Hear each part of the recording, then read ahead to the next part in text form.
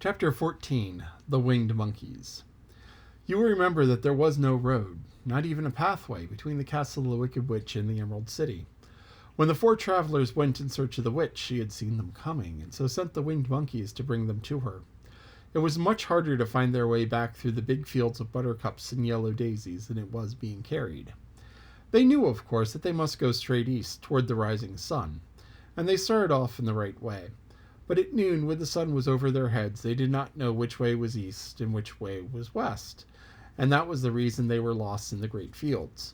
They kept on walking, however, and at night the moon came out and shone brightly, so they lay down among the sweet-smelling yellow flowers and slept soundly until morning, all but the Scarecrow and the Tin Woodman. The next morning the sun was behind a cloud, but they started on as if they were quite sure which way they were going. "If we walk far enough," said Dorothy, "I'm sure we shall at some time come to some place." But day by day passed away, and they still saw nothing before them but the scarlet fields. The Scarecrow began to grumble a bit. "We have surely lost our way," he said, "and unless we find it again in time to reach the Emerald City, I shall never get my brains." "Nor I my heart," declared the Tin Woodman. "It seems to me I could scarcely wait until I get to Oz, and you must admit this is a very long journey." "You see," said the Cowardly Lion with a whimper, "I haven't the courage to keep tramping forever without getting anywhere at all." Then Dorothy lost heart. She sat down on the grass and looked at her companions, and they sat down and looked at her, and Toto found that for the first time in his life he was too tired to chase a butterfly that flew past his head. So he put out his tongue and panted and looked at Dorothy as if to ask what they should do next. "Suppose we call the field mice," she shrugged. "They could probably tell us the way to the Emerald City." "To be sure they could," cried the Scarecrow. "Why didn't we think of that before?" Dorothy blew the little whistle she always carried about her neck since the Queen of the Mice had given it to her. In a few minutes they heard a pattering of tiny feet, and many of the small gray mice came running up to her. Among them was the Queen herself, who asked in her squeaky little voice, "What can I do for my friends?" "We've lost our way," said Dorothy. "Can you tell us where the Emerald City is?" "Certainly," answered the Queen. "But it's a great way off. You have it at your backs all this time." Then she noticed Dorothy's golden cap and said, "Why don't you use the charm of the cap to call the winged monkeys to you? They will carry you to the city of Oz in less than an hour." "I didn't know there was a charm," answered Dorothy. "What is it?" "It is written inside the golden cap," replied the Queen of the Mice. "But if you're going to call the winged monkeys, we must run away, for they are full of mischief and think it great fun to plague us."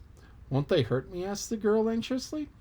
"Oh, no, they must obey the wearer of the cap. Goodbye." And she scampered out of sight, with all the mice hurrying after her. Dorothy looked inside the golden cap and saw some words written upon the lining. These, she thought, must be the charm, so she read the directions carefully and put the cap upon her head. "Epe, pepe, keke," she said, standing on her left foot. "What did you say?" asked the Scarecrow, who did not know what she was doing. "Hello, holo, hello," Dorothy went on, standing this time on her right foot. "Hello," replied the Tin Woodman calmly. "Zizzy, zuzzy, zick," said Dorothy, who was now standing on both feet. This ended the saying of the charm, and they heard a great chattering and flapping of wings as the band of winged monkeys flew up to them. The king bowed low before Dorothy and asked, "What is your command?" "We wish to go to the Emerald City," said the child, "and we have lost our way." "We will carry you," replied the king, and no sooner had he spoken than two of the monkeys caught up Dorothy in their arms and flew away with her. Others took the Scarecrow and the Woodman and the Lion, and one little monkey seized Toto and flew after them, although the dog tried hard to bite him. The Scarecrow and the Tin Woodman were rather frightened at first, for they remembered how badly the winged monkeys had treated them before. But they saw that no harm was intended, so they rode through the air quite cheerfully, and had a fine time looking at the pretty gardens and woods far below them. Dorothy found herself riding easily between two of the biggest monkeys, one of them the king himself. He made a chair of his hands and they made a chair of their hands and were careful not to hurt her. "Why do you have to obey the charm of the golden cap?"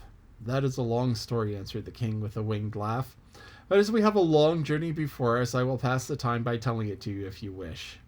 "I shall be glad to hear it," she replied. "Once," began the leader, "we were a free people, living happily in the great forest, flying from tree to tree, eating nuts and fruit, doing just as we pleased without calling anybody master. Perhaps some of us were rather too full of mischief at times, flying down to pull the tails of animals that had no wings, chasing birds, and throwing nuts at people who walked in the forest. But we were careless and happy and full of fun and enjoyed every minute of the day. This was many years ago, long before Oz came out of the clouds to rule over this land. There lived here then, away at the north, a beautiful princess who was a powerful sorceress. All her magic was used to help people, and she was never known to hurt anyone who was good. Her name was Gaylette, and she lived in a handsome palace built from great blocks of ruby. Everyone loved her, but her greatest sorrow was that she could find no one to love her in return, since all of the men were much too stupid and ugly to mate with one so beautiful and wise. At last, however, she found a boy who was handsome and manly and wise beyond his years. Gaylette made up her mind that when he grew to be a man, she would make him her husband, and so she took him to her ruby palace and used all her magic powers to make him as strong and good and lovely as any woman could wish. When he grew to manhood, Quelala, as he was called, was said to be the best and wisest man in all the land, while his manly beauty was so great that Gaylette loved him dearly, and hastened to make everything ready for the wedding. My grandfather was at that time king of the winged monkeys, which lived in the forest near Gaylette's palace, and the old fellow loved a good joke better than a good dinner. One day, just before the wedding, my grandfather was flying out with his band when he saw Quelala walking beside the river. He was dressed in a rich costume of pink silk and purple velvet, and my grandfather thought he would see what he could do. At his word, the band flew down and seized Quelala and carried him in their arms until they were over the middle of the river, and then dropped him into the water. "Swim out, my fine fellow," cried my grandfather, "and see if the water has spotted your clothes." Quelala was much too wise not to swim, and he was not in the least spoiled by all his good fortune. He laughed when he came to the top of the water, and swam to shore. But when Gaylette came running out to him, she found his silks and velvet all ruined by the river. The princess was angry, and she knew, of course, who did it. She had all the winged monkeys brought before her, and she said at first that their wings should be tied, and they should be treated as they had treated Quelala and dropped in the river. But my grandfather pleaded hard, for he knew the monkeys would drown in the river with their wings tied, and Quelala said a kind word for them also, so that Gaylette finally spared them, on the condition that the winged monkeys should ever after do 3 times the bidding of the owner of the golden cap. This cap had been made for a wedding present to Quelala, and it is said to have cost the princess half her kingdom. Of course, my grandfather and all the other monkeys at once agreed to the condition, and that is how it happens that we are 3 times the slaves of the owner of the golden cap, whoever so he may be. "And what became of them?" asked Dorothy, who had been greatly interested in the story. "Quelala, being the first owner of the golden cap," replied the monkey, "he was the first to lay his wishes upon us. As his bride could not bear the sight of us, he called us all to him in the forest after he had married her, and ordered us to always keep where she could never again set eyes on a winged monkey, which we were glad to do, for we were all afraid of her. This was all we ever had to do until the golden cap fell into the hands of the Wicked Witch of the West, who made us enslave the Winkies, and afterward drive Oz himself out of the land of the West. Now the golden cap is yours, and 3 times you have the right to lay your wishes upon us." As the Monkey King finished his story, Dorothy looked down and saw the green, shining walls of the Emerald City before them.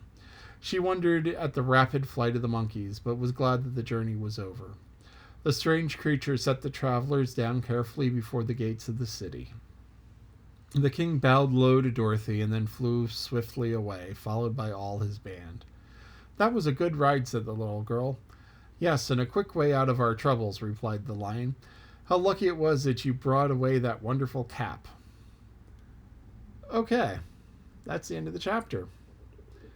Now, at the beginning of the chapter, they were walking through yellow fields, and then Scarlet.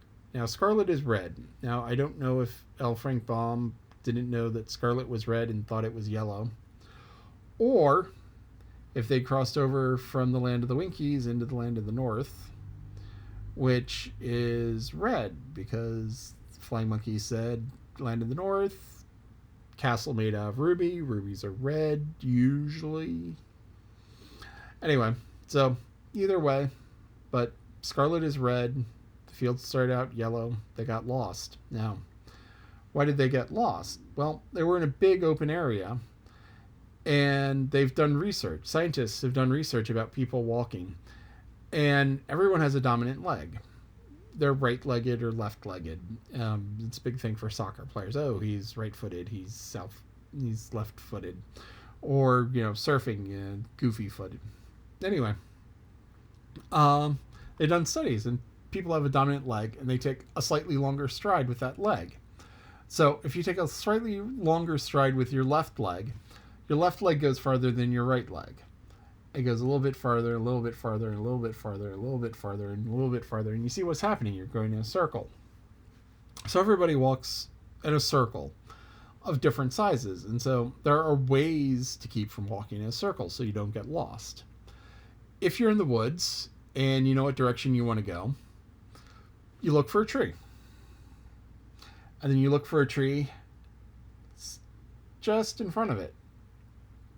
And as long as you can't see this tree, you know you're headed in the right direction. And then once you get to this tree, pick another tree off in the distance and use the tree that you were standing at and keep it in track.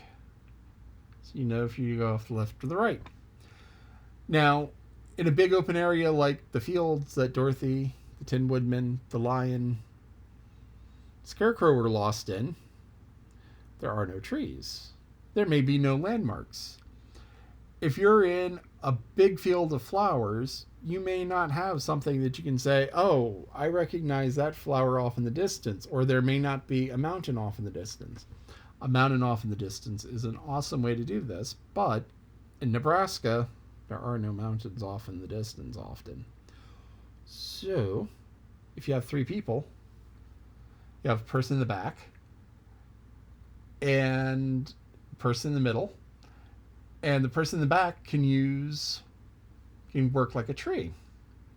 So they walk forward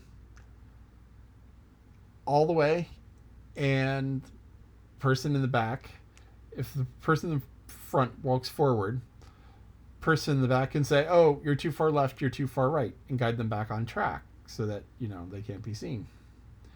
And then once the person in the front goes all the way out, you have the person in the back. They walk up to the middle person, they walk up to the front person, and they keep walking. And the person in the back can go, oh, you need to go left, you need to go right, you're right on track. And then they stop. And the person who's then in the back goes forward, and the person in the back goes forward, the person in the back goes forward. So you can walk in a long straight line, and everyone walks 200 feet at a time, 300 feet at a time. So you keep it in a nice long straight line so that you don't get lost in the woods. Now, once again, compasses help because, once you know your bearing. But if you're always looking down at your compass, there's issues with that too. You go slower. And anyway, that is how you not get lost in the woods. And that is chapter 14 and the Winged Monkeys.